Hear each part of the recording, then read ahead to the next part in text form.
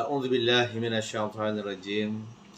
بسم الله الرحمن الرحيم. الحمد لله رب العالمين، والصلاة والسلام على رسول الأمين وعلى آله وصحبه أجمعين. رب اشرح لي صدري ويسر لي أمري واحلل عقدة من لساني يفقهوا قولي. رب زدنا علما وارزقنا فهما. اللهم افتح علينا حكمتك وانشر علينا من خزائن رحمتك يا أرحم الراحمين. Assalamualaikum warahmatullahi wabarakatuh. Salam Ramadan saya ucapkan kepada tuan-tuan dan puan saudara-saudaraku sekalian. InsyaAllah bertemu dengan saya lagi, Suhaili Najimin, dalam Tazkirah Ramadan kali ini yang saya akan kupas berkaitan dengan keutamaan 10 hari pertama berpuasa pada bulan Ramadan. Rakan-rakan, sahabat-sahabat sekalian, dan juga kepada saudara-saudara sekalian, ingatlah, sesungguhnya pada bulan Ramadan ini kita diwajibkan untuk berpuasa pada siangnya, dan pada malamnya kita juga dituntut untuk beribadah kepada Allah SWT. Tuan-tuan dan puan, antara ibadah-ibadah yang kita diberikan keutamaan pada 10 awal Ramadan adalah bertadarus Al-Quran. Yang mana pada bulan Ramadan, tuan-tuan dan puan, pada bulan Ramadan ini antara saat yang paling kita nantikan adalah kita membaca Al-Quran Al-Karim yang telah diturunkan oleh Allah Subhanahu Wa Taala kepada Rasulullah Sallallahu Alaihi Wasallam.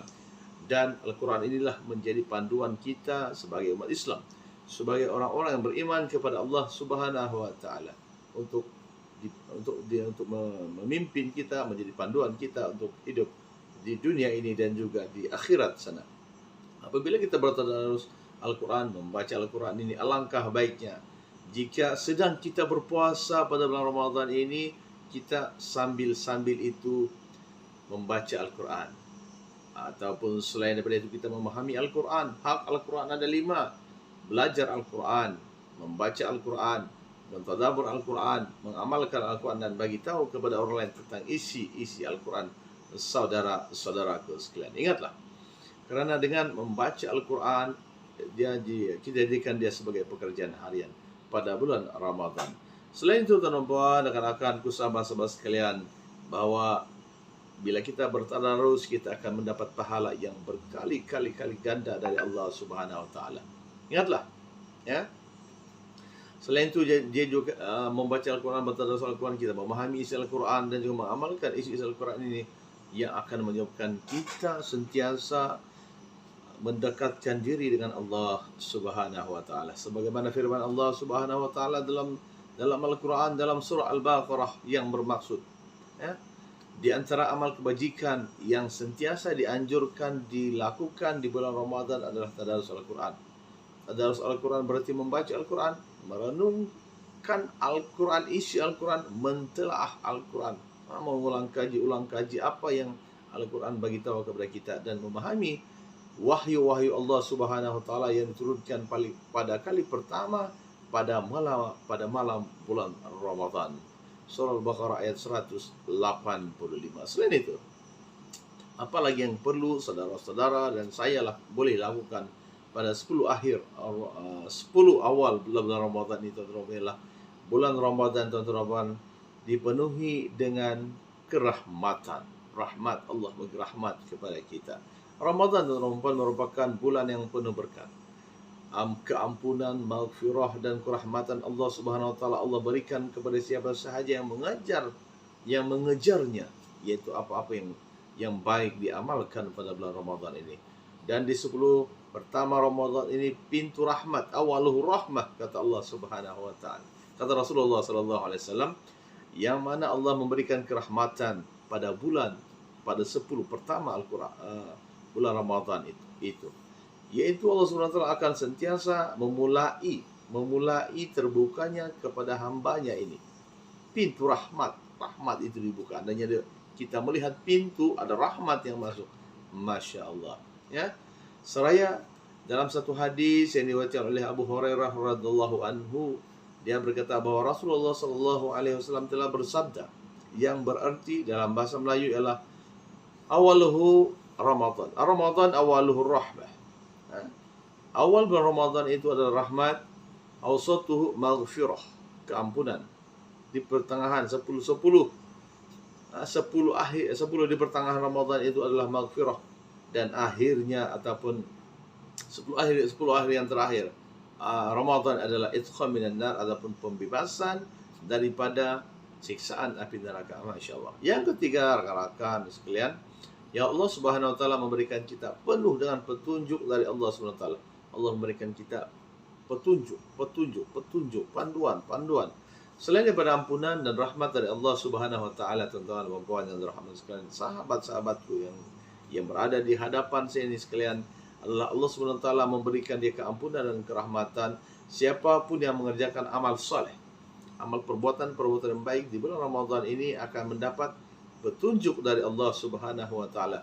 Dan dalam 10 pertama bulan Ramadan inilah banyak ibadah dan amalan-amalan yang kita perlu lakukan.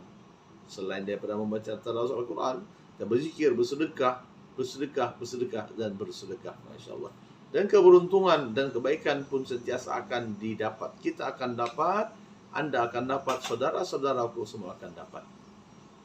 Oleh orang yang menjalankan puasa sambil berpuasa, sambil beribadah, sambil puasa, sambil beribadah. Anda bekerja, niatlah kerana Allah Subhanahu wa taala sambil beribadah. Dan pada bulan Ramadan 10 pertama ini, tuan-tuan dan puan, waktu adalah tepat untuk kita memohon doa pada Allah Subhanahu wa taala. Yang masih bujang, berdoalah supaya dapat berkahwin dengan orang-orang yang saleh, bujang laki atau perempuan. Masya-Allah. Yang sudah kahwin, yang sudah anak, berdoalah untuk anak-anak yang mendapat anak yang saleh dan salehah.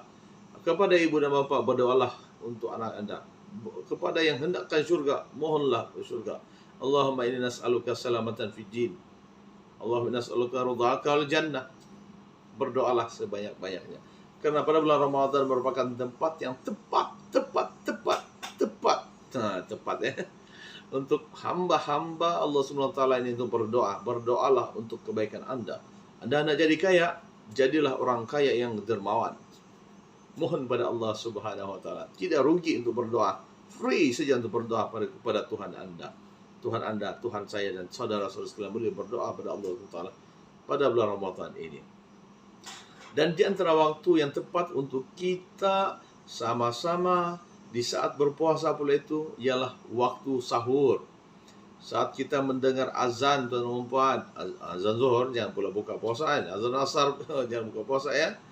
Kita berdoa mengangkat tangan kepada Allah Subhanahu wa taala, atau selepas salat kita berdoa kepada Allah Subhanahu wa taala, ya Allah, Allahumma ighfir lana dhunubana wali walidina warhamhum kama rabbana shighar. Allahumma barik lana ya Allah fi Ramadan.